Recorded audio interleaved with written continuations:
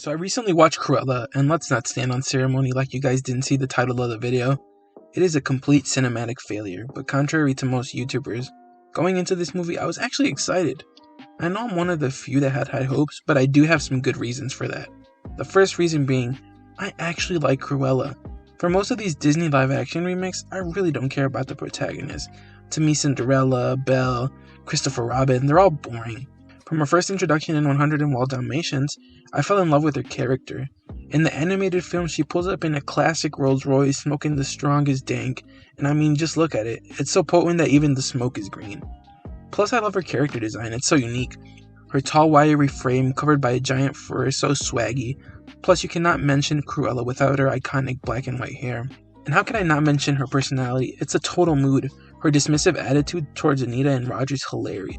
She's everything a villain should be, and she steals every scene she's in. And my second reason for being excited for this, even though there's only dozens of us, is Maleficent. And I know you're wondering, what is this guy talking about? But think about it. A direct live-action remake of a villain from an animated Disney movie. I think most people had very few expectations for Maleficent to be good, but it was surprisingly good. It actually had no right being as good as it was, and side to side, they're both pretty similar. While both our main characters were great and played a large part in their respective movies, we didn't actually get to know a lot about them. What motivates them? What's their personality like when they're not being evil? What's their favorite food? Both characters grabbed our attention, but it still left questions unanswered. And don't worry, my next video will be about Maleficent being underrated. But like I said, I had my reason for being excited. So I bought my ticket on a Friday night, and as soon as I sat down, I realized something was very wrong. So let's start with the namesake of this movie. I thought Emma Stone as Cruella was okay. At times a little bit over the top, but I can see that she was really into the role and having fun. But seeing her put in effort and trying is enough for me to give her a pass. It's not her fault this story is so wacky, but to me, Glenn Close is still the queen, but Emma Stone did okay. My biggest issue is how the film portrays Cruella to the audience. So in the beginning of the film, Cruella's mother is killed in what appears to be an accident and is thrown over a cliff after what is a very brief introduction to them. But before she died, they promised each other that they would go to a park in London and have tea. So whenever Cruella has a major event in her life occur, aka character development, she goes to the park and speaks to her dead mother, like Rocky when he went to his wife's grave. She goes at first when she gets her job at the Baroness's company, and she goes again later when she decides she's going to give in to her evil side. And so I don't actually have a problem with this monologue sort of thing, mainly because it can be done well. My problem is that this device is used as the main way of conveying the thoughts and emotions of a character. Usually when we see a character giving a monologue to a dead friend or family member, usually it's to show that the character has decided to make an important decision or to announce that they have achieved closure. And this is what Cruella does. Cruella goes to the park, speaks with her mother when she gets a job offer. She also goes when she finally decides to give in.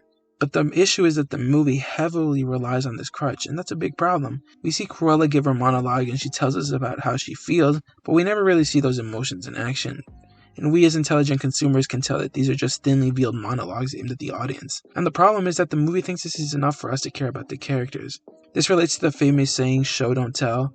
When movies tell us the characters are in pain or are sad, we can sympathize because of basic human emotion, but we can't really understand or connect without being shown. And this movie is lazy and never shows us. It's like those cheap action movies where the family of the main character gets killed and he gets that emotional Darth Vader moment where he yells no, and then for the rest of the movie we get zero character development. No emotion, just action. And I think that's huge missed potential. This movie's at its best when we see Cruella being a real character.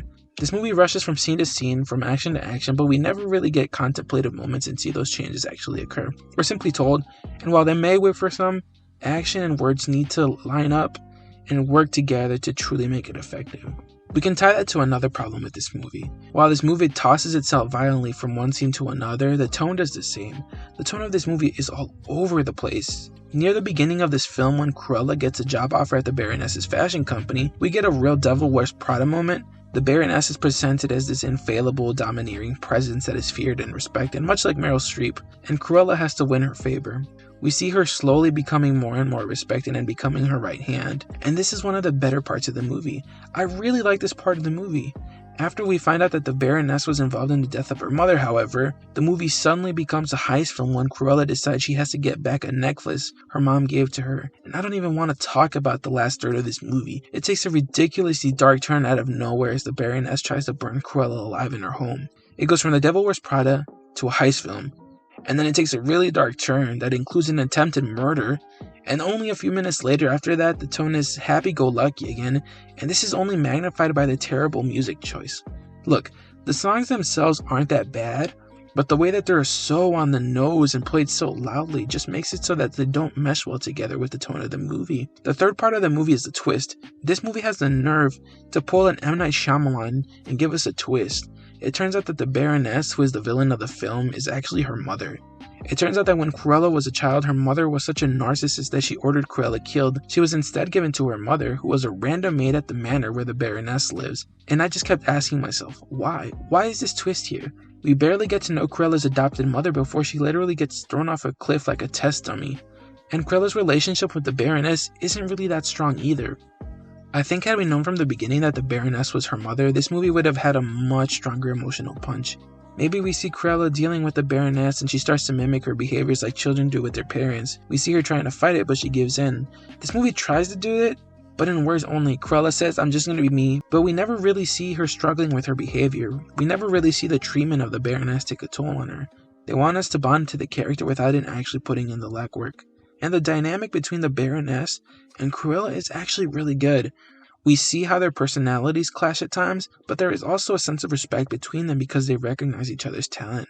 And I really, really wish that the movie had focused more on this, instead of becoming a heist film in whatever the third part of this movie was. We have two really interesting characters, but it gets thrown out because it has to follow a formula. And I feel like the biggest problem with this movie is that it feels like it has to be a prequel to 101 Dalmatians, instead of being its own solid thing on its own. After the reveal that the Baroness is Cruella's mother, I wish we could have got more drama and more talking instead of devolving into a really bad action movie. The relationship isn't explored at all after the twist, and it would have been so interesting to see the dynamic. Another issue I have with this film and films in general that are prequels is that I really hate how they feel the need to take each aspect of a character and give it some backstory. Let me give you an example just so you know what I'm talking about. In Solo, they take the dice from the Millennium Falcon and make it so that they were given to him as a gift, or that his gun was also given to him. Why do they do that? Those dice were probably just something he picked up at a car wash because he needed an air freshener. And he probably bought that gun at a gun show in Alabama with stray cash. It probably has multiple bodies on it, no serial number. And they do the same here. Horace and Jasper in the original movie were just some random goons that Cruella used to do some dirty work. Cruella probably just called the goon temp agency and said, "Hey, I need 2 guys for a day's work," and the agency was like, "Yeah, we can send someone over." But this movie makes it so that Jasper and Horace are orphans just like Cruella. They've stuck together for like 10 years and actually get along pretty well. They attempt to make it in the movie so that Cruella slowly over the period of time becomes more and more of a terrible person, but it's not even close. Did they even watch 101 Dalmatians? Cruella treats them like trash. You're telling me that Jasper and Horace stuck with her for like 30 plus years, and you know she pays them like crap. And I know they're British, so they probably don't have to deal with health insurance, but they're being treated so awfully. This movie tries to set up the future we see in 101 Dalmatians, where Cruella basically treats them like slaves, but I just don't know how these characters put up with her for that long. And that seems to be one of the biggest issues. This movie struggles with the fact that it has to be a prequel to 101 Dalmatians. The way Roger and Anita are forcefully hammed into this movie is just so obviously pandering to make it seem like it fits in with the rest of the movie. The way Roger and Anita are forced into this movie is just so basic and uninspired, and some of the changes to the characters are just so silly. But let's talk about the elephant in the room, or should I say the Dalmatians in the room. The CGI.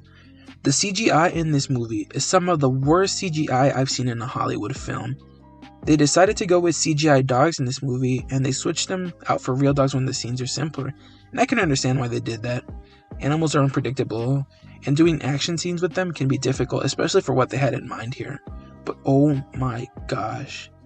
I don't know if Disney went to the CGI store and they were out of stock, but this is some of the worst CGI I have seen since the 2003 Hulk movie. I don't know if you guys remember the 2003 Hulk movie, but there are like 3 green brolic dogs in that movie, and they are about on the same level as the Dalmatians in this movie. They look so bad in motion, and the difference between the real dogs and the fake dogs is so stark. I'm really surprised they really thought people wouldn't notice. The biggest reason this is so shocking is because didn't you guys at Disney just make an incredible live-action animal for the Lion King remake? Where are those guys? Bad CGI dogs are only a small part of the issue. One of the most important locations in this film is a manor castle place that's right next to a cliff by the ocean, and this is some of the worst green screen I have seen. The soundstage is so obvious. Normally some bad CGI isn't a deal breaker as long as the performances and dialogue are good, but the problem is that on this balcony right on the cliff is where two of the most emotional scenes in the movie happen. Cruella's mom is thrown off the cliff by the abomination dogs in what I can only describe as a Wile E. Coyote moment. It seriously looked like somebody grabbed a crash test dummy and tossed it. The soundstage green screen, the terrible CGI storm put in the background, plus the abomination dogs make this scene really a giant warbly mess, and I just couldn't get into the movie in these emotional moments because I wasn't sure if they were trying to be funny. So while there are a few things with this movie that I think are pretty good, and are a pretty good sign for the future if they decide to make a sequel, I just don't think this movie was very good at all. I wasn't as angry as I was when I left Mulan, but I wasn't really happy either. Cruella is one of my favorite villains in the Disney universe, so seeing this movie was pretty underwhelming. If this movie ends up having a sequel, I really hoping it's better than this, and I think it has the potential to be. Like I said, they ham-fisted some stuff in here, but there are the basis of a good movie here, and I don't know if they'll be able to flesh it out, but I really hope they do. The movie leaves off with Cruella fully adopting the personality of Cruella De Vil, and Horace and Jasper agreeing to become her slaves, so I'm interested in seeing if they'll adapt 101 Dalmatians next as a remake, or if they'll try to add another sequel. Regardless, I just want the next movie to be better, and I really hope it will. Thank you guys for watching, I really appreciate it, and stay tuned for my next video.